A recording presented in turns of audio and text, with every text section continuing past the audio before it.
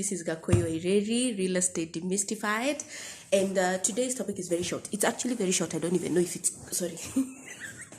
I had to change sitting position.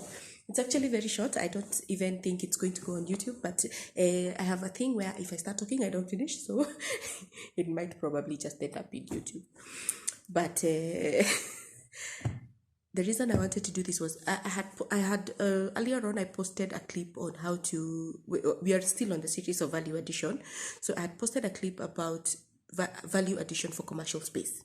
It's for offices, for something. And there's one point that I remembered after I had finished, doing my video.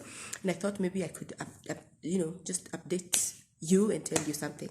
So when you're looking for office space, you usually you're looking for a place where you can work. It depends with the kind of work you do. It depends with the kind of clientele you have. It depends with the nature of your job.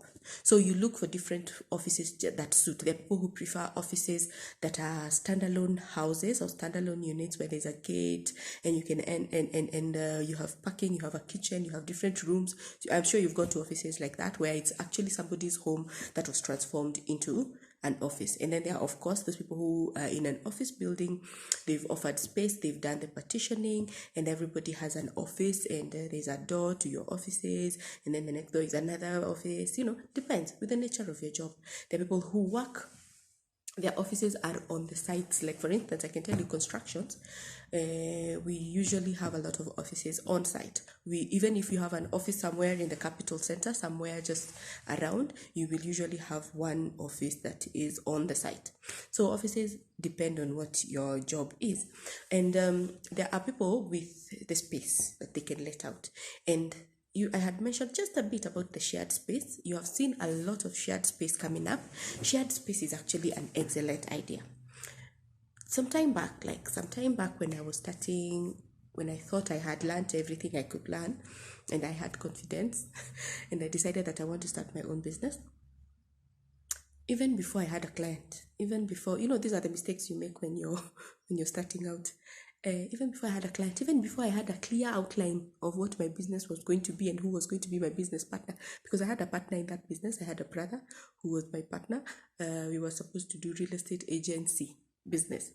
And even before we had a project, we decided now, because this is real estate agency and people will not want us to have just a briefcase office, what we're going to do, we're going to let out an office. And because we're going to let out an office, we're going to buy furniture for this office. And we are going to do furniture, we're going to buy computers, so that when people come in, when our first client comes in, they see that we are actually people with brains. We are actually people who have brains, and now we have an office. That is what we thought. So we went out. We went to town on Moi Avenue. We got an office. We furnitured it, and I'm telling you, honest to God, 3 months later, we were moving out of the office and selling our furniture so that we could pay rent. So, yeah, we learned from our mistakes. It didn't work out clearly, but now there's this shared office concept. And this is for people who maybe want to start a business and they know that their business actually needs an office. Sometimes the reason we're not starting is because we think we need everything at once. And I can tell you we don't. We don't need everything at once. If God be my witness, process is blessed. Procedure is blessed. Where you go from one phase to the next, to the next. It's the best thing ever. I'm up to now. I don't have my own office. But if I was to meet a client, I have a place to meet a client, a place that is clean, has internet, has parking, a place has a boat room. If I'm meeting more than one person, I have a place to do that. It's good. They have a receptionist. That receptionist has a contact. If I have a meeting, I just tell them I'm having a meeting at this time. They prepare a boat room for me. So this is the idea I want to you people to learn about. It's not to pass on because it's already being done. If you're starting a business and you cannot afford to lease an office space, a whole block, a whole office, a whole building, you don't even have the money to start buying furniture. Shared offices are a very good idea. Shared offices provide you with everything you need. All you do is walk in with your laptop.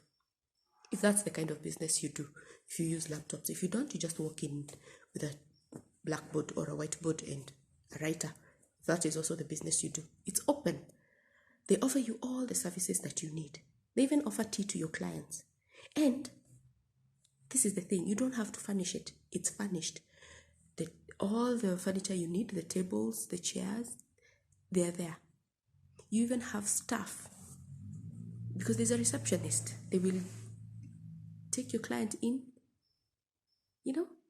good professional service, and they will make your service look so good without you breaking the bank, because you only pay for the service when you're using it. Shared space. That is what an office shared space is for. When you're starting a business, it's mostly you're starting a business because it's a one-man show and you do not have all this stuff. But sometimes you feel like, for this deal, I really, really would like to have someone think that I am very professional. Because we are judged by how we present ourselves. That's why we do the things we do for our jobs. That's why we dress the way we dress. That's why we talk the way we talk, because we will be judged by how we present ourselves. So if you're looking for an office, if you're starting a business and you think an office is one of them and you do not have the resources, use the shared office space. They are many. In this video, you will see some of them. Okay? Shared office spaces where you are, depending on where your client is. If your client is in Westlands, they are there in Westlands. If your client is in Upper Hill, they are there. You will see some of them in this clip. I will show them to you. And the other advantage is you don't break the bank. You don't pay the rent for the whole month. You only pay for the time you're there. So if you're meeting a client twice a month, you only pay for the twice a month. That is better than some of us who learned the hard way, took a whole office, furnished it, spent all the money that we had.